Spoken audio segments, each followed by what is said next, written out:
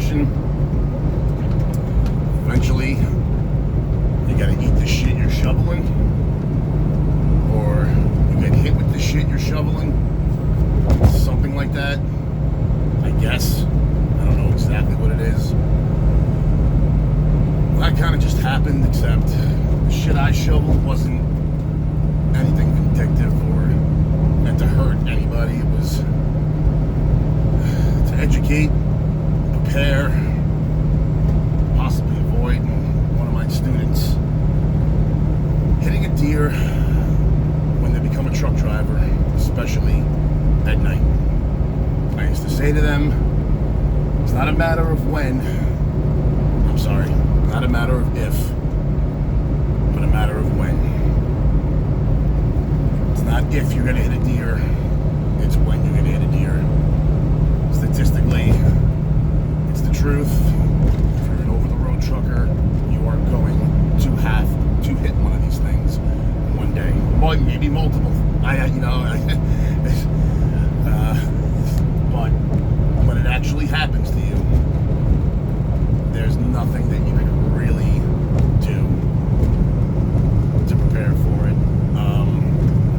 To follow your own advice that you use to teach other people. You know what you're supposed to do. You know how you're supposed to handle it when it happens.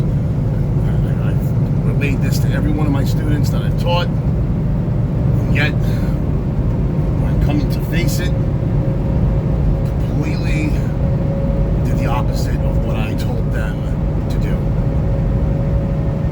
When a deer comes out in front of you, and you're driving a vehicle with a gross weight of 80,000 pounds, and you're moving at 75 miles an hour, what you're not supposed to do is try to stop and avoid it. Because what's going to happen is if your trailer's fully loaded, or even half loaded, anything like that, you jam on the brakes or try to just slow down on the highway speed, especially when other vehicles behind you, you're going to cause an accident, you're going to kill the deer anyway, and possibly yourself and people behind you. Now, bearing that in mind, I'm not loaded, I'm completely empty. Okay, but I was going downhill. Okay, in the dark, it's 4:30 in the morning. The road's been relatively clear most of the night. I'm in the Pennsylvania-Ohio border, I believe. Hopefully I'm in Ohio already, but maybe missed the sign. But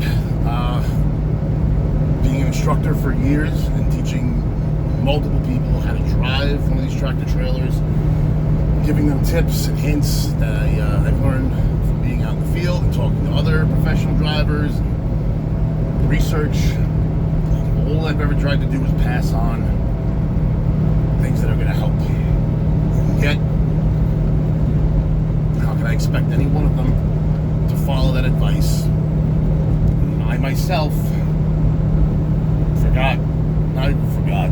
I knew what I had to do, but for some reason, when you're looking at this damn thing, you're bearing down on it, and it's in the middle of the road, and it just puts its head up and looks at you as you're approaching.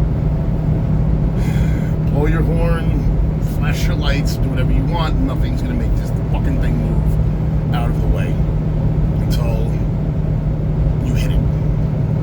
And that pretty much sends it clear out of the way.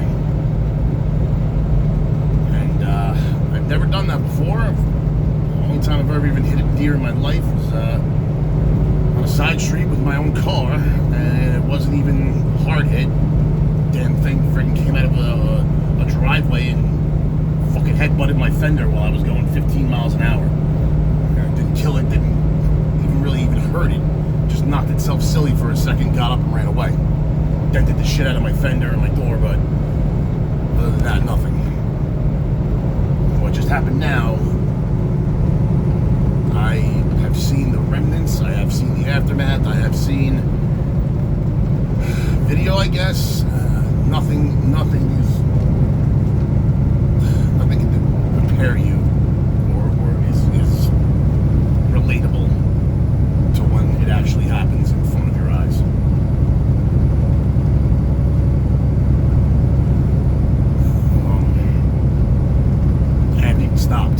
even stopped yet because I don't even want to look at the front of the truck. I know it's not damaged. I mean, it might be. It could be damaged. I got a huge brush guard on there. It's meant for things just like that. That's why we get them. As a matter of fact, if that would have happened without the brush guard, I'm pretty damn sure my headlights, grill, hood, radiator would have been completely fucked right now. And I probably would have to pull over in the middle of nowhere at 4:30 in the morning. So I'm thankful for that brush guard being on there. However, meat scatters very, very disgustingly when it is hit at that high frame speed with this much weight behind it. So I am pretty damn sure that the front of my truck, maybe even the side, is completely covered in venison. I feel terrible. I'm not a hunter. I don't go out and hunt deer. I mean, I know there's a lot of you guys out there that do that for sport or for food or whatever you guys do it for. Fine. You're going to teach his own. I'm not going to come down on anybody for murder or however you want to call it, population control. I'm not going to get into that. But however, for somebody who's never taken a 70,000-pound hammer and extinguished an animal's life that's, I don't know, a bit bigger than my dog. It's a little hard, a little scarring, I guess. Oh, look, now we're in Ohio. Fantastic. Just getting to Ohio. This is something that, I try to prepare people for when I was teaching them. Haven't been lucky enough that it hadn't happened to me in my ventures out there. So I gotta say, good for a 10-year run. That's pretty good, I guess. And I just broke my cherry tonight or today, this morning, whatever you want to call it. But it's heart-wrenching. It's not fun. Not a good experience unless you're a psychopath and you like killing things. So, yeah, that's what I wanted to put up here on the video. The phone's on the dashboard already with the GPS on it, so it wasn't like the first thing I thought of was, hey, let me get out my phone and set up the tripod here and stand and then, let's make a nice little video. No, it was just there. I just hit record because it just literally happened 2 seconds ago. Probably can get the footage from the truck dash cam, but I gotta tell you something, I don't fucking want to see that. So my boss, I think they get alerts when you step on the brake hard or high rate of speed and try to come to a sudden stop. The camera, as far as I know, is always recording, but when that happens, an alert is sent to their phone or their email, whatever it is, and it rewinds the last 10 seconds before that brake was hit and sends the 30-second clip of from when the brake was hit hard to 30 seconds later. So I'm sure they're going to have fun looking at that video. But I don't want to see that again. Coming out here to the Midwest like this, and the amount of deer carcasses I've seen on the side of the road, I can't even begin to give you a number. I just can't. It's well into the hundreds. Well into the hundreds, and it's not like it's the same deer in passing. It's new deer, different spots, different obliterations, different mutilations. It's insane how many of them on a daily basis just get completely minced. Just every day. In the grand scheme, I guess mine wasn't so bad as far as outcome situation. Didn't fly up into my windshield like what happens when you do step on the brake. That will sometimes have the animal, because your nose goes down when you step on the brake, so you might propel the animal up your hood into your windshield. It's possible, depends on the size of the animal and weight and speed and direction and all that. So thankfully that didn't happen. And the noise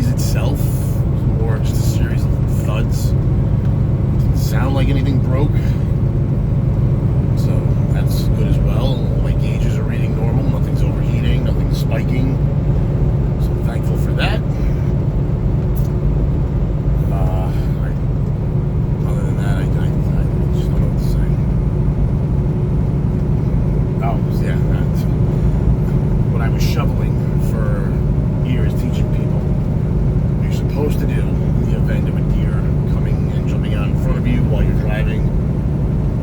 70-foot vehicle, massive amount of weight like this, fully loaded, especially down a dark highway at night, is not to step on the brake, not to try to make a high-speed turn to the other lane and avoid it for a simple series of things that could go even worse than hitting the deer, like stepping on the brake with flowing traffic behind you, other loaded vehicles, you know, to try to save this animal that you are undoubtedly going to hit anyway.